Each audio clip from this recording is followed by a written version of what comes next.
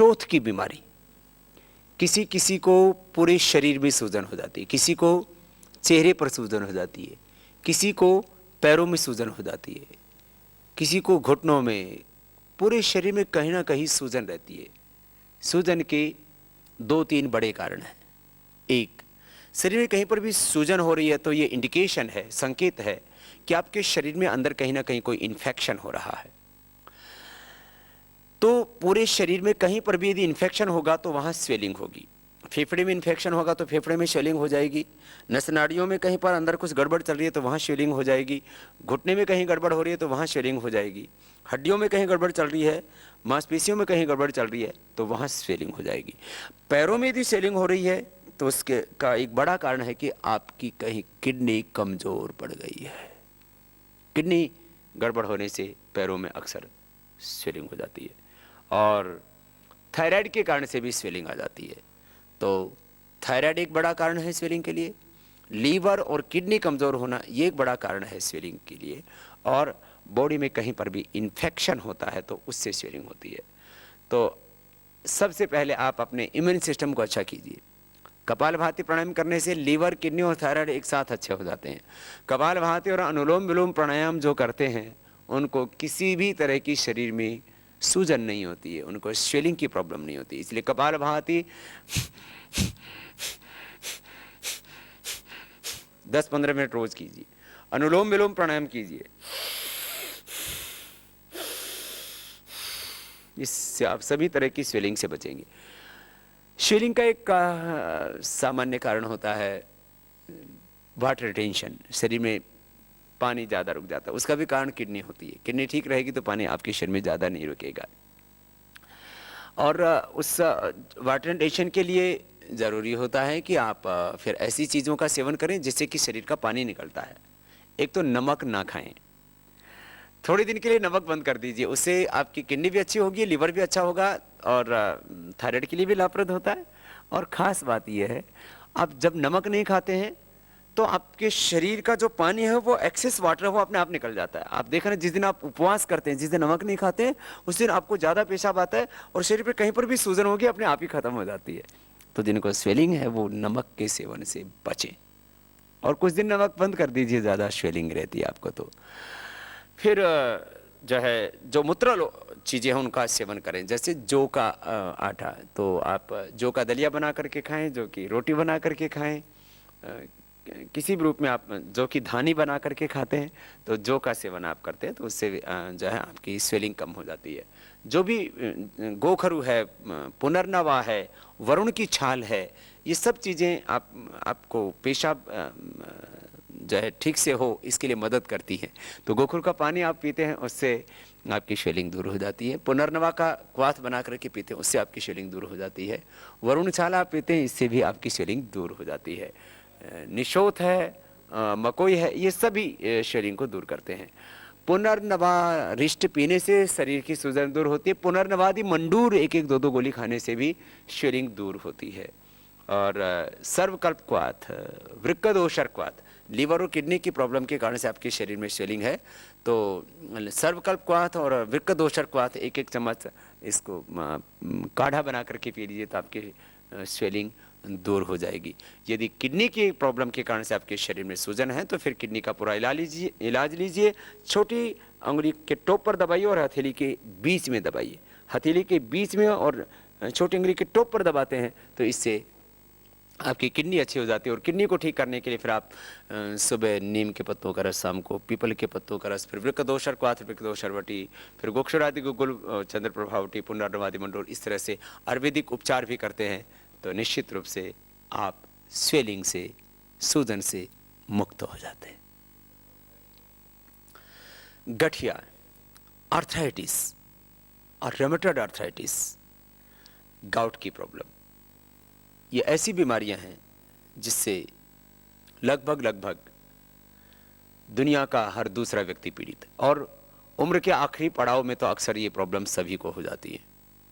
और छोटे छोटे बच्चों को भी मैं देखता हूँ गठिया का रोग हो जाता है, जेनेटिकली भी होता है। इसमें RA फैक्टर पॉजिटिव हो जाता है, हड्डियों का पूरा मेटाबॉलिज्म गड़बड़ हो जाता है, ESR बढ़ जाता है, यूरिक एसिड भी बढ़ जाता है।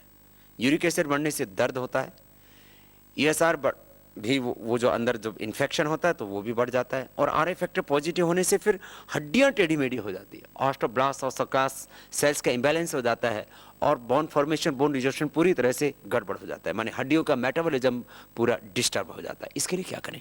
एलोपैथी में इसके लिए है पेन किलर्स। पेन मैनेजमेंट के लिए जो आप दवाई लेते हैं उससे आप दर्द को तो थोड़ा बहुत कंट्रोल कर सकते हैं, लेकिन आप अर्थराइटिस को क्योर नहीं कर सकते। इसलिए मॉडर्न मेडिकल साइंस में, एलोपैथी में अर्थराइटिस का कोई क्योर नहीं है, वहाँ कोई दवाई ही नहीं है। जब बहुत ज़्यादा अर्थराइटिस बढ़ जाता है तो स्टीरॉइड दे देते हैं, उससे हड्डियाँ और ख़त्म हो जाती हैं, ऑस्टियोपेनिया, ऑस्टियोपोरोसिस, और हड्डियाँ पूरी तरह से उससे बर्बाद हो जाती हैं।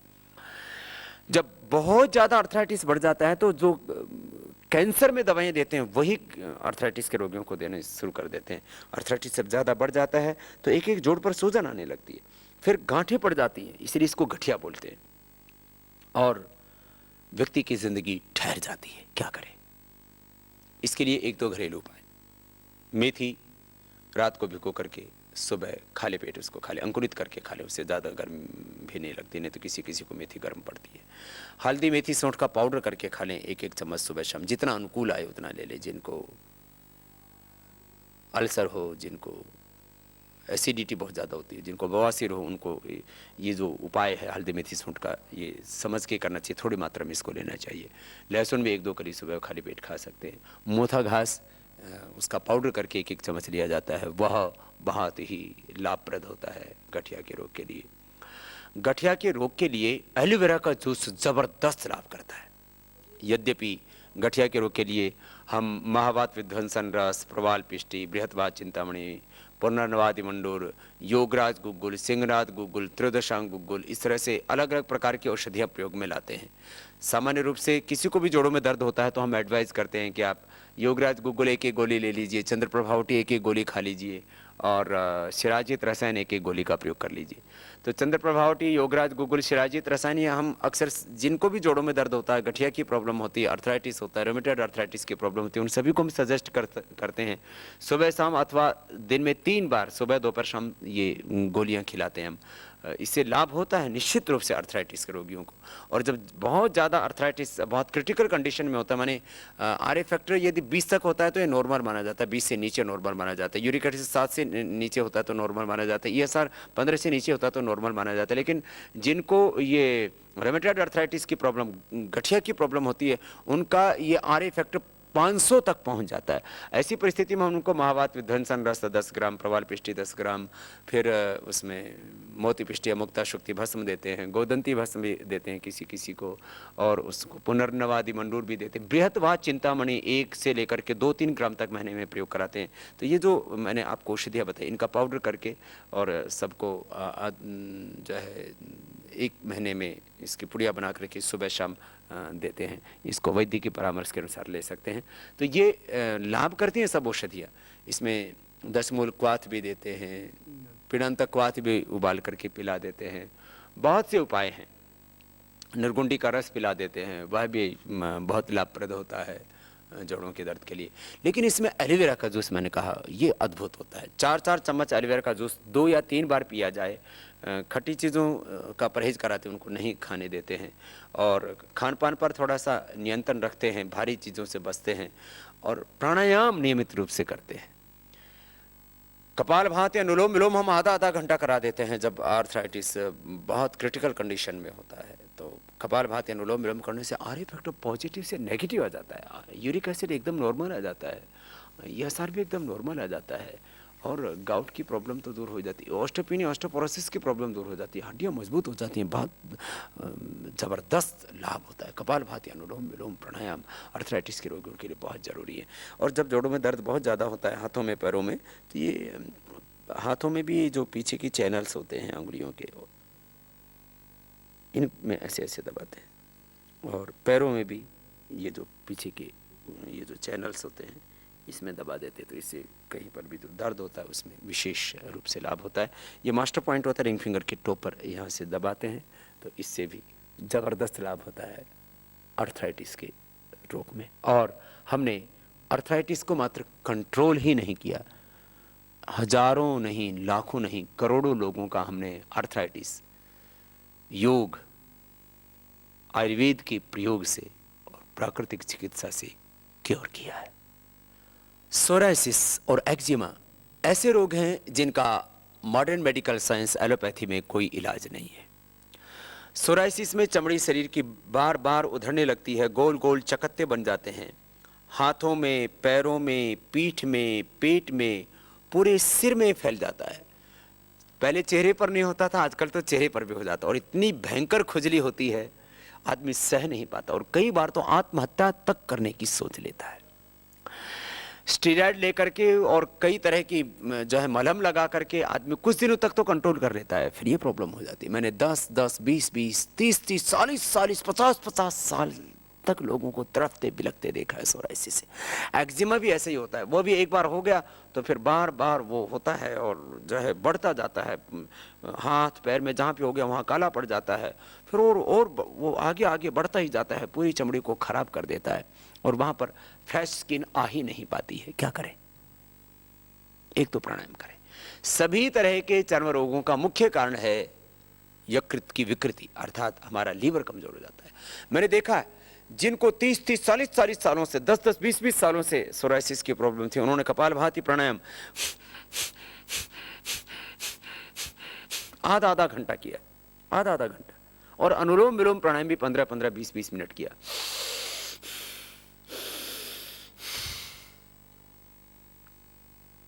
एक्जिमा ठीक हो गया, सोरायसिस क्योर हो गया, बड़ी बात थी। निशान भी गायब हो गए।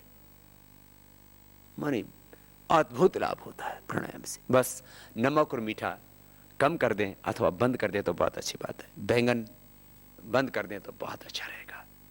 और खाने पीने में सादा आहार लें, अंकुरित लें और जितना भी हो सके सलाद का प्रयोग करें, कच्चा खाएं, सुबह उठ करके पानी पिएं, दिन भर भी पानी की मात्रा पूरी रखें, चिंता ज़्यादा ना किया करें, खुश रहने की कोशिश किया करें। जिनको भी ये सोरायसिस की प्रॉब्लम है उनके लिए हमने औषधि के तौर पर देखा कायाकल्प वटी 1 महीने भर में लगभग 20 ग्राम, रसमाणिक्य या ताल सिंदूर ये भी लगभग 2 ग्राम से 4 ग्राम, रसमाणिक्य 1 से 2 ग्राम, और इसमें अमृता सत मिला देते हैं 10 से 20 ग्राम गिलोय का सत, और ये सब मिला करके फिर पाउडर बना देते हैं। और ये पाउडर सब मिला करके 60 पुड़िया बना दी, सुबह शाम 1-1 पुड़िया खाली पेट पानी से खिला देते हैं। गिलोय घनवटी और नीम घनवटी ये भी 1-1 या 2-2 गोली, जैसे बहुत ज़्यादा प्रॉब्लम है तो 2-2 गोली ले सकते हैं, नहीं तो 1-1 गोली खाने के बाद दे सकते हैं। और सोरायसिस के साथ सोराइटिक अर्थराइटिस भी हो जाता है तो उस समय फिर कैशोर गुग्गुल का भी प्रयोग किया जा सकता है जो कि लाभप्रद होता है चर्म रोगों में भी और अर्थराइटिस में भी। गुग्गुल भी शरीर की खून की शुद्धि करता है। और कायाकल्प तेल लगाने से अद्भुत लाभ होता है। हमने देखा जिनको कई वर्षों से सोरायसिस की प्रॉब्लम थी, कायाकल्प तेल को लगाया, कायाकल्प वटी को ही खाया खाली और प्राणायाम किया, उसी से उन्होंने अपना सोरायसिस हमेशा के लिए मिटा लिया। जिनको भी सोरायसिस की प्रॉब्लम है वे अपना पेट भी साफ रखें और उसके लिए कपालभाति प्राणायाम का नियमित अभ्यास, इसके साथ साथ त्रिफला चूर्ण ले सकते हैं, आंवला एलोवेरा का जूस ले सकते हैं, इससे आपको जल्दी लाभ मिलेगा। हृदय रोग, हार्ट की प्रॉब्लम, कार्डियोवास्कुलर डिजीज और कॉरोनरी हार्ट डिजीज, हार्ट का इनलार्ज होना, हार्ट की पल्पिटेशन बहुत ज़्यादा बढ़ना, घबराहट होना, एंजाइटी होना, और फिर हार्ट के अंदर ब्लॉकेज, हार्ट का इजेक्शन फ्रैक्शन कम हो जाना, हृदय शूल, एंजाइना पेन होना, बहुत तरह की हृदय की बीमारियां हैं। इसकी 7 बड़े कारण हैं। High cholesterol, high BP, sugar, मोटापा, लेस फिजिकल एक्टिविटी, तंबाकू, और जेनेटिक रीजन्स के कारण से हार्ट की प्रॉब्लम होती। हार्ट की कोई भी प्रॉब्लम है, चाहे टिकिकार्डिया की प्रॉब्लम है, चाहे एंजाइटी की प्रॉब्लम है, चाहे वो हार्ट इनलार्ज है, चाहे वो इजेक्शन फ्रैक्शन कम हो गया है, हार्ट के अंदर ब्लॉकेज है, किसी भी तरह की आपको हृदय की बीमारी है तो भस्त्रिका प्राणायाम धीरे धीरे करें, कपालभाति प्राणायाम भी धीरे धीरे करें, अनुलोम विलोम प्राणायाम धीरे धीरे करें, भ्रामरी उद्गीत प्राणायाम धीरे धीरे करें। ये प्राणायाम का पूरा पैकेज अद्भुत लाभ करता है और हृदय रोग किसी भी तरह का होता है ठीक होता है। हमने जिनका हार्ट इनलार्ज है उनको भी ठीक है, इजेक्शन फ्रैक्शन ये करीब 60 होना चाहिए, जिनका 20-25 पर आ गया था उन सब का हमने वापस जो है नॉर्मल किया।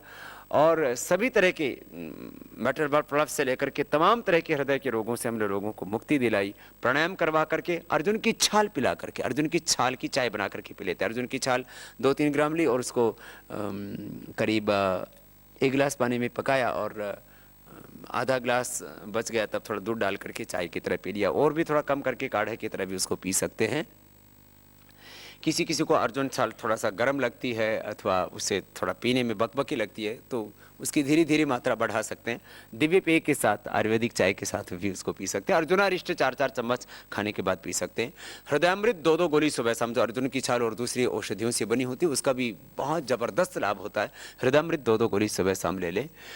और ज़्यादा हार्ट की प्रॉब्लम होती है, एंजाइना पेन भी होता है, पल्पिटेशन बहुत ज़्यादा है, हृदय की क्षमता बहुत कम हो गई है, तो ऐसे में संगेश और पिष्टी, अकीक पिष्टी 5-5 ग्राम और उसमें जो है मोती पिष्टी और 2 से 4 ग्राम योगेंद्र रस भी उसमें 1 से 2 ग्राम मिलाया जा सकता है। ये सब पाउडर करके और जो है सब मिला करके इन पाउडर्स को 60 पुड़िया बना लेते हैं, सुबह शाम खाली पेट शहद के साथ ले लेते हैं, उससे अद्भुत लाभ होता है। हार्ट के रोगों के लिए एक्यूप्रेशर का पॉइंट होता है सबसे, जो छोटी उंगली उसके नीचे यहाँ ये जो रेखा है यहाँ दबाते हैं, इससे भी हृदय रोगों में अद्भुत लाभ होता है। हृदय रोगों के लिए लौकी का जूस बहुत ही लाभप्रद होता है। लौकी के जूस में तुलसी के पत्ते और पुदीना के पत्ते, 7 पत्ते तुलसी की, 7 पत्ते पुदीना के और 2-3 काली मिर्च मिला करके पी लेते हैं। इससे हार्ट के ब्लॉकेज से लेकर के कोलेस्ट्रॉल से लेकर के सब चीज़ें अपने आप ठीक होने लगती हैं। तो हृदय रोग के जितने भी कारण हैं उन सब का निवारण हो जाता है प्राणायाम से, लौकी के जूस से। लौकी का जूस बस कड़वा नहीं होना चाहिए, हृदयामृत के सेवन से, अर्जुन की छाल के प्रयोग से, और आप बिना ऑपरेशन के अपने हार्ट को अच्छा कर सकते हैं। मैं तो कह सकता हूँ 80 से 90%, मैं हमेशा कहता हूँ 80 से 90% तक भी आपको ब्लॉकेज हैं तो आप बिना बाईपास सर्जरी के और बिना आप एंजियोप्लास्टी के अपने हृदय को अच्छा कर सकते हैं, योग, आयुर्वेद और प्राकृतिक चिकित्सा से। किडनी फेलियर के केसेस दिन प्रतिदिन बढ़ते ही जा रहे हैं। किडनी को संस्कृत में वृक्क बोलते हैं। वृक्क दोष बहुत तेजी से बढ़ रहे हैं। जैसे जैसे हम एलोपैथिक दवाइयाँ ज़्यादा खाते जा रहे हैं, जैसे जैसे हम फर्टिलाइजर्स, पेस्टिसाइड्स, इंसेक्टिसाइड्स का प्रयोग करते जा रहे हैं,